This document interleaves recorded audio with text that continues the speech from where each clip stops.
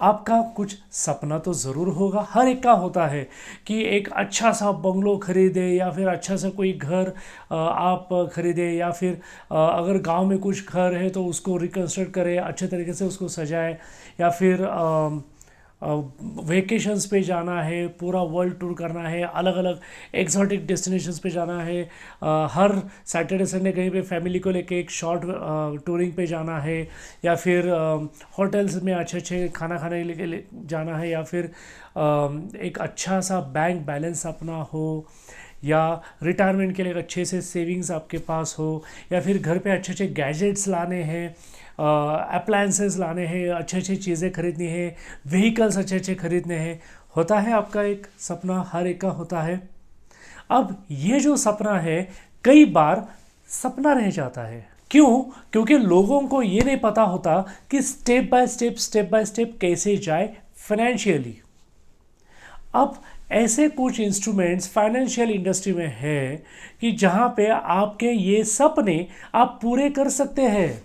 चलिए आज ऐसे ही कुछ इंस्ट्रूमेंट्स जो फाइनेंशियल इंस्ट्रूमेंट्स हैं उनके बारे में बात करते हैं और देखते हैं कि कैसे ये इंस्ट्रूमेंट्स आपको मदद कर सकते हैं आपके सपने पूरे करने के लिए। लेकिन उसके पहले प्लीज़ आप ये चैनल सब्सक्राइब कर दीजिएगा अगर आज आप पहली बार इस चैनल पर आए हैं।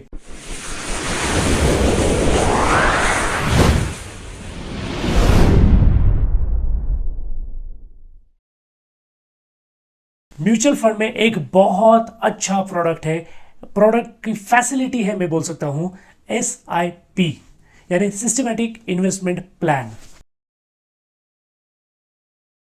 सबसे पहले तो इसको एक दूसरा एग्जांपल लेके हम लोग समझने की कोशिश करते हैं कि SIP होता कैसा है। एक एग्जांपल है कि ये हाथ आप पकड़िए, कि कंसिडर कीजिए ये गोल्ड के बारे में बात करूंगा और ये हाथ में मैं SIP के बारे में बात करूंगा। लेकिन इसके पहले आप ये याद रखिए कि SIP ये पैसे पे करने का एक तरीका है, मोड ऑफ पेमेंट है। यानी आप यहाँ पे मंथली पैसे पे करते हैं म्यूचुअल फंड कंपनी को, यानी आपकी मंथली इन्वेस्टमेंट होती है। जैसे RD यानी बैंक में जो रिकरिंग डिपॉजिट होती है वहाँ पे उसको रिकरिंग डिपॉजिट बोलते हैं, म्यूचुअल फंड में उसको SIP बोलते हैं। चलिए फिर ये एग्जांपल से आगे बढ़ते हैं। अभी अब एक एग्जांपल लेते हैं कि हर महीना आप किसी ज्वेलर के पास आप 5,000 रुपये का सोना खरीद रहे हैं। तो क्या वहाँ पे हर महीना हो सकता है 5,000 रुपये एक ज्वेलर को आप दे रहे हो और वहाँ पे खरीद रहे हो? यस। तो म्यूचुअल फंड में भी हो सकता है, SIP में। ये SIP किसी भी स्कीम में आप म्यूचुअल फंड की शुरू कर सकते हैं। अब ये किसी भी ज्वेलर के पास आप कर सकते हो शुरू गोल्ड खरीदना। म्यूचुअल फंड में भी 40 से ज़्यादा कंपनीज है, किसी भी कंपनी के पास आप शुरू कर सकते हैं। क्या आप एक से ज़्यादा ज्वेलर्स के पास एक साथ शुरू कर सकते हैं या बीच बीच में कभी भी किसी के पास भी शुरू कर सकते हैं? फ्लेक्सिबिलिटी है। यस, म्यूचुअल फंड में भी फ्लेक्सिबिलिटी है, सेम। अच्छा, ये आप गोल्ड जो है आप ज्वेलर के पास खरीदोगे, जिस दिन 5,000 रुपये दोगे आप, उस दिन के हिसाब से आपको गोल्ड के उतने ग्राम से मिलीग्राम्स मिलेंगे, बराबर है।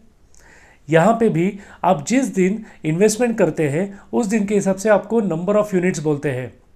यहाँ पर ग्राम या मिलीग्राम बोलते हैं, यहाँ पे यूनिट्स बोलते हैं म्यूचुअल फंड में, सेम। अब यहाँ पर जब भी आप गोल्ड बेचने के लिए जाओगे तो जिस दिन आप बेचोगे उस दिन के रेट के हिसाब से गोल्ड बेचा जाएगा। भले आप जितना इकट्ठा हुआ है पूरा का पूरा गोल्ड बेच सकते हैं, या फिर जितना आपका इकट्ठा हुआ है उसमें से थोड़ा सा बेच सकते हैं, बराबर है।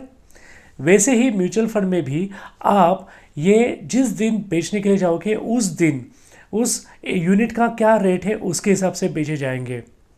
तो आप जितने भी यूनिट्स आपके पास इकट्ठा हुए हैं उसमें से पार्शियल यूनिट्स आप बेच सकते हो, या फिर पूरे के पूरे यूनिट्स बेच के आपका पैसा वापस ले सकते हैं। सेम जो यहाँ पे है वो यहाँ पर है। अच्छा, जब गोल्ड में आप लोग कभी भी इन्वेस्टमेंट करते हैं तो क्या आपको पता होता है कि गोल्ड में आपको कितना रिटर्न मिलने वाला है? क्या ये इन्वेस्टमेंट करते टाइम पता होता है? नहीं। सेम म्यूचुअल फंड में भी है। जब आप इन्वेस्टमेंट करते हैं तो वहाँ पे पता नहीं होता कि आपको एग्जैक्टली कितने रिटर्न्स मिलने वाले हैं, क्योंकि ये शेयर मार्केट के ऊपर डिपेंड है। तो यहाँ पर इंटरेस्ट, जैसे गोल्ड में कोई इंटरेस्ट नाम की चीज़ ही नहीं होती। जितना पैसे का ग्रोथ है, रेट का ग्रोथ है, उतने उसके हिसाब से आपका ये बेचा जाएगा, उतना उसके हिसाब से आपका प्रॉफिट और लॉस डिसाइड होगा। सेम वही फंडा म्यूचुअल फंड के एसआईपी में भी है या म्यूचुअल फंड में भी है, दोनों जगह पे आप बोल सकते हो, लमसम या फिर एसआईपी की जगह पे। आपने डिसाइड किया है कि आपने हर महीना ये 5,000 का गोल्ड खरीदना है और ये आप 5 साल तक करोगे, ऐसा आपने डिसाइड किया। तो हो सकता है, या फिर आपने डिसाइड किया कि जब तक हो पाएगा तब तक हम लोग इन्वेस्ट करेंगे, जब चाहे तब बीच में रोक देंगे। वही फ्लेक्सिबिलिटी म्यूचुअल फंड के एसआईपी पे भी है। अच्छा, जो गोल्ड है वहाँ पे आप अगर 5 साल का आपने डिसाइड किया है, 5 साल एग्जाम्पल ले रहा हूँ मैं, तो 5 साल का आपने डिसाइड किया है, लेकिन 2.25 साल हो गए। 2.25 साल के बाद आपने चाहा कि नहीं, इसको अभी बंद कर देते हैं और दूसरे ज्वेलर के पास शुरू कर देते हैं, या फिर बंद ही कर देते, करना ही नहीं है अभी आगे, कर सकते हैं। वही सेम म्यूचुअल फंड में भी एसआईपी में हो सकता है। अच्छा, क्या ऐसा हो सकता है कि ये जो गोल्ड का आप हर महीना 5,000 खरीद रहे हैं, बीच में कभी आपको लगा कि नहीं 5,000 नहीं, कुछ ज़्यादा हो रहा है, 3,000 का कर देते हैं, या फिर इसको 10,000 का कर देते हैं, बदल सकते हैं? म्यूचुअल फंड में भी बदल सकते हैं, एसआईपी में कोई दिक्कत नहीं है। अच्छा, अगर आपको लगता है कि ये यहाँ पे हम लोग 24 कैरेट का एक हर महीना हम खरीद रहे हैं, थोड़ा सा 22 कैरेट एंड 18 कैरेट का भी एक शुरू कर देते हैं, तो अलग अलग टाइप तो हुए स्कीम्स के या गोल्ड के, वैसे ही म्यूचुअल फंड में भी स्कीम्स के अलग अलग रिस्क, अलग अलग टाइप होते हैं, वहाँ पे आप इसको कर सकते हैं। यानी गोल्ड में जो आपको जो फ्लेक्सिबिलिटी होती है, वही फ्लेक्सिबिलिटी की मैं बात कर रहा हूँ म्यूचुअल फंड के एसआईपी या म्यूचुअल फंड के लमसम इन्वेस्टमेंट्स में भी होती है।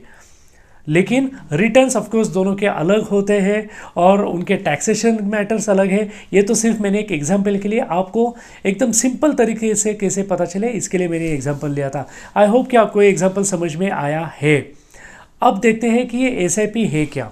एसआईपी ये आप हर महीने एक इंस्ट्रक्शन देते हैं आपकी बैंक को कि वहाँ से एक पर्टिकुलर डेट पर एक पर्टिकुलर अमाउंट म्यूचुअल फंड की आपकी सिलेक्ट की हुई कंपनी की आपकी सिलेक्ट की हुई स्कीम में इन्वेस्ट हो जाए।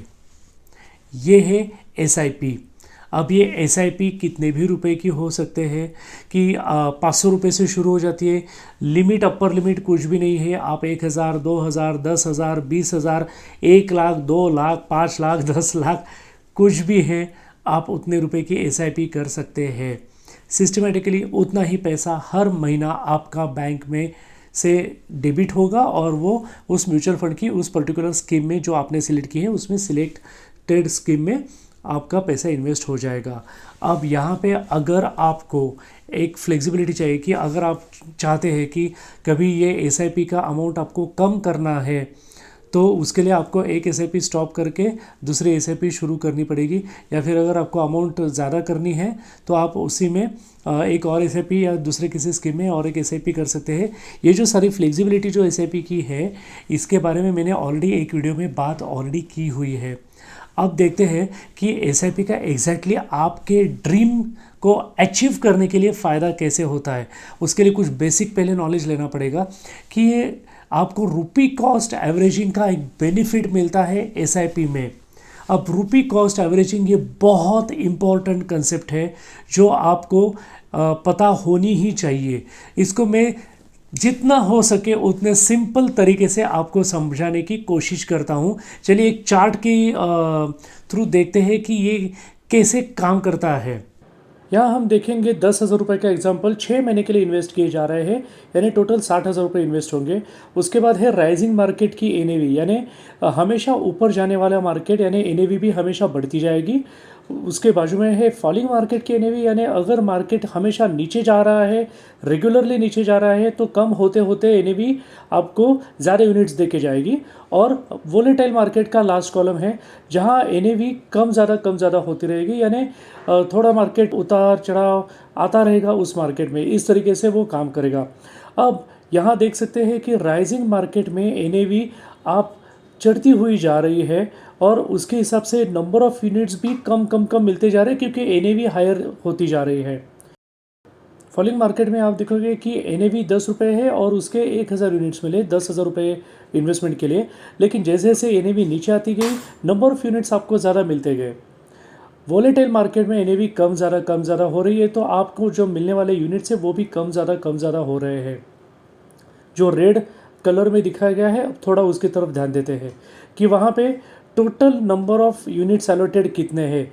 यानी राइजिंग मार्केट में 4643 यूनिट्स मिले, फॉलिंग मार्केट में 7770 यूनिट्स मिले हैं और वॉलेटाइल मार्केट में टोटल मिले हैं 5611 यूनिट्स। अगर हम एवरेज NAV पकड़े राइजिंग मार्केट की तो ये है 13.58, फॉलिंग मार्केट की NAV है 8.04 और वॉलेटाइल मार्केट की एवरेज NAV है 10.83। देखिए, यानी वॉलेटाइल मार्केट में फ़ायदा भी नहीं और नुकसान भी नहीं, एवरेज NAV मिली है। एवरेज कीमत अगर हर एक यूनिट की कैलकुलेट करें तो राइजिंग मार्केट में 12.92 रुपीज़ हो गई है, फॉलिंग मार्केट में हर एक यूनिट की कीमत एवरेज हुई है 7.72 रुपीज़ और वॉलेटाइल मार्केट में हर एक यूनिट की कीमत हुई है 10.69 रुपीज़। यानी यहाँ पर भी हम देख सकते हैं कि फ़ायदेमंद तो वॉलेटाइल मार्केट ही है। ये है power of rupee cost averaging. देखा, रुपी कॉस्ट एवरेजिंग बहुत सिंपल कंसेप्ट है, लेकिन ये बहुत इम्पॉर्टेंट है क्योंकि इसका इफ़ेक्ट होता है आपकी SIP के रिटर्न्स पर। यानी जो शेयर मार्केट के जो चढ़ उतार जो है उसका जो आपको टेंशन आता है ना कि अरे शेयर मार्केट ऊपर गया, ठीक है पैसा तो मिला, लेकिन शेयर मार्केट नीचे आया तो यार मेरा कैपिटल भी माइनस में जा सकता है, ऐसे कैसे हो सकता है, मेरा प्रॉफिट भी कम हो सकता है या फिर मेरा कैपिटल भी माइनस में जा सकता है, मुझे तो ऐसे नहीं चाहिए, मुझे तो मेरा पैसा सेफ चाहिए। आपका पैसा SIP के थ्रू आपका पैसा ज़्यादा सेफ हो सकता है as compare to lump sum investments. अब यहाँ पे होता क्या है कि जो रिटर्न्स होते हैं वो कंपाउंडेड इफेक्ट देता है, कंपाउंडिंग का इफेक्ट। हमने स्कूल लाइफ में बहुत सीखा हुआ है कि सिंपल इंटरेस्ट, कंपाउंडिंग इंटरेस्ट। कई बार सिंपल इंटरेस्ट ज़िंदगी भर काम आता है क्योंकि FD में तो हम लोग इन्वेस्टमेंट करते रहते हैं, लेकिन कंपाउंडिंग इफेक्ट एग्जैक्टली कैसे काम आएगा, ये SIP में किस तरीके से होता है, अब इसको समझने की कोशिश करते हैं सिंपल वर्ड्स में। अगर 1 लाख रुपए की इन्वेस्टमेंट 12% पर एनम से अगर हम एक सोचे कि 15 साल के लिए इन्वेस्ट की जा रही है तो सिंपल इंटरेस्ट और कंपाउंडेड इंटरेस्ट में कितने रिटर्न्स किस तरीके से मिलते हैं थोड़ा सा देखते हैं। 1 साल के बाद आपके जो सिंपल इंटरेस्ट की अमाउंट है वो 1,12,000 हो जाएगी, लेकिन कंपाउंडिंग इफेक्ट भी सेम आएगा 1,12,000 क्योंकि 1 साल के बाद हम देख रहे हैं।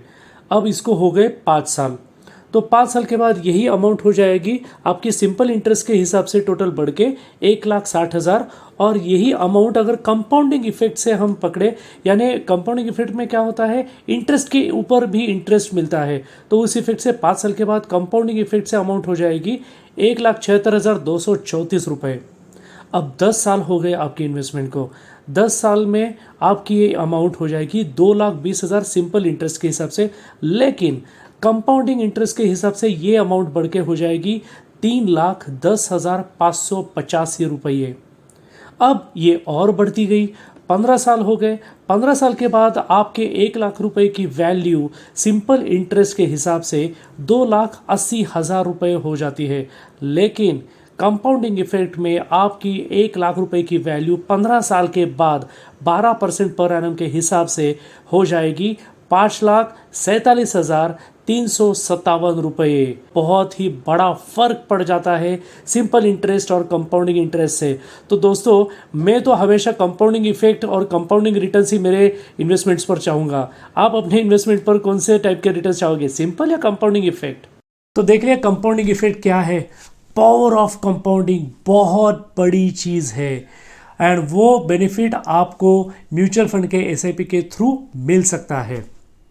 अब ये SIP अगर आप लंबे समय के लिए करते हैं तो बेनिफिट ज़्यादा मिलेगा, छोटे समय के लिए छोटा बेनिफिट मिलेगा। कैसे, ज़रा ये टेबल को देखिए। चलिए अब देखते हैं कि कंपाउंडेड एनुअली 15% के हिसाब से अगर ग्रोथ होती है आपके SIP में तो कितने पैसे आपके बढ़ जाएंगे। तो 1,000 रुपये अगर आप 5 साल तक इन्वेस्ट करते हैं तो आपकी इन्वेस्टमेंट हो जाती है 60,000, तो उसके 5 साल के बाद हो जाएंगे 89,682 रुपीज़। लेकिन अगर यही 1,000 रुपये आप 20 साल तक इन्वेस्टमेंट करते हैं तो उसके हो जाएंगे आपकी इन्वेस्टमेंट के 2,40,000, और उसका जो अमाउंट है बढ़ के 15% के हिसाब से कंपाउंडेड एनुअली 5,15,955। अगर 5,000 के हिसाब से आप 5 साल तक इन्वेस्टमेंट करते हैं हर महीना, तो 3 लाख रुपए आपकी इन्वेस्टमेंट होगी और 3 लाख के आपको बढ़ के मिलेंगे 4,48,408 रुपये 5 साल के बाद।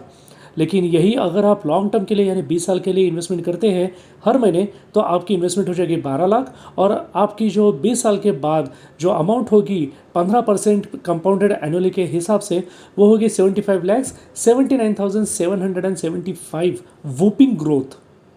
अब अगर आपने यही अमाउंट 25,000 पर मंथ के हिसाब से इन्वेस्ट की 5 साल तक, तो आपकी इन्वेस्टमेंट हो जाएगी 15 लाख रुपए, और उसके 5 साल के बाद हो जाएंगे 15% के हिसाब से ये 22,42,042 रुपये। लेकिन अगर यही आप लॉन्ग टर्म के लिए इन्वेस्टमेंट करते हैं 20 साल के लिए, तो 60 लाख रुपए आपकी तो सिर्फ इन्वेस्टमेंट ही हो जाएगी। लेकिन पता है आपको आपके पैसे की ग्रोथ होके कितने पैसे आपके टोटल हुए होंगे फंड वैल्यू? वो हुए होंगे 3,78,98,874 रुपये। वैसे ही 50,000 के बारे में, तो जितनी बड़ी SIP उतनी बड़ी आपकी मैच्योरिटी अमाउंट होगी, क्योंकि उतना बड़ा आपका इन्वेस्टमेंट का फंड होगा। और ये 15% जो मैं बता रहा हूँ, वापस एक बार बता रहा हूँ कि 15% सिर्फ एग्जाम्पल के लिए लिया गया है।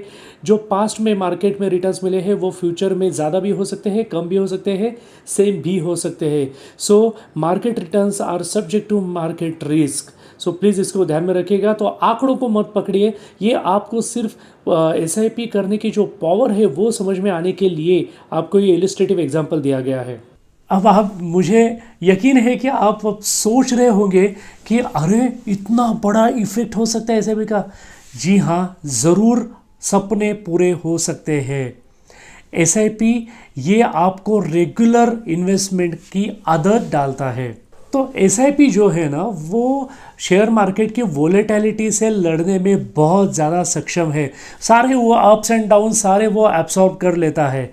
मुझे उम्मीद है कि आज आपका ये SIP ये कंसेप्ट आपके क्लियर हो गए होंगे। अब मैं चाहता हूँ कि ये वीडियो आप अपने जो प्रियजनों के पास इमीडिएटली शेयर करें, लाइक करें। अगर आज आप पहली बार इस चैनल पर आए हैं तो प्लीज़ आप इस चैनल को सब्सक्राइब कर दीजिएगा, और वो जो बेल का आइकन है वहाँ पे क्लिक करके ऑल का ऑप्शन सिलेक्ट कर दीजिएगा। अब मिलते हैं हमारे नेक्स्ट वीडियो में। तब तक आप प्लीज़ अपने और अपने फैमिली का, हेल्थ का और अपनी वेल्थ का ख्याल रखिएगा। मिलते हैं हमारे अगले वीडियो में। Thank you so much.